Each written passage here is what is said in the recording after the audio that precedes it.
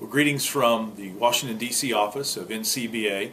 We want to take this opportunity to give you just a quick update on what we expect as the lame duck session continues to move forward here in D.C. Here we are at the end of November, and what we find is most of the time that they have spent back in Washington, D.C. has been focused on leadership elections, moving offices, also making sure that people have their committee assignments and seeing what new members get appointed to which committees, who moves around, and how that will ultimately impact our ability to work on a whole host of issues here in the 113th Congress that starts in January. But there still is a lot of business that has to be done between now and the end of the year. Of course, everybody's talking about the fiscal cliff and what that means for the entire country.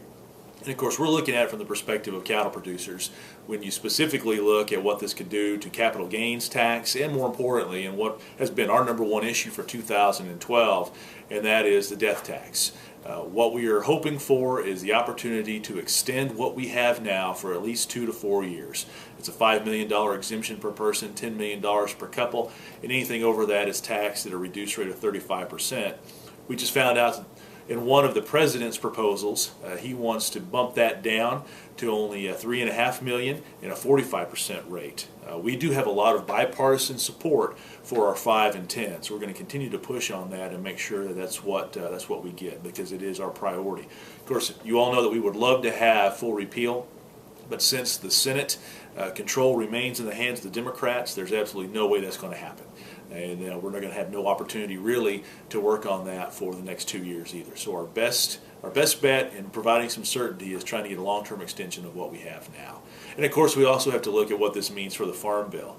After all the effort that we spent on trying to get the Senate version passed, how we also got the House version out of the Ag Committee, it's still lingering.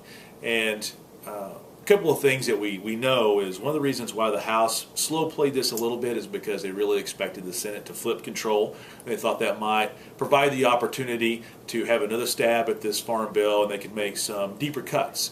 Since that's not going to be the case, and since the committees really haven't changed that much since the election, we would expect any effort in a new Congress would pretty much give us what we have right now. So what we're telling the leadership is, let's just go ahead and make sure that we get this farm bill done now to provide certainty to our members and to provide certainty to everybody in agriculture, because what a lot of folks don't understand is that the 2008 bill has now expired.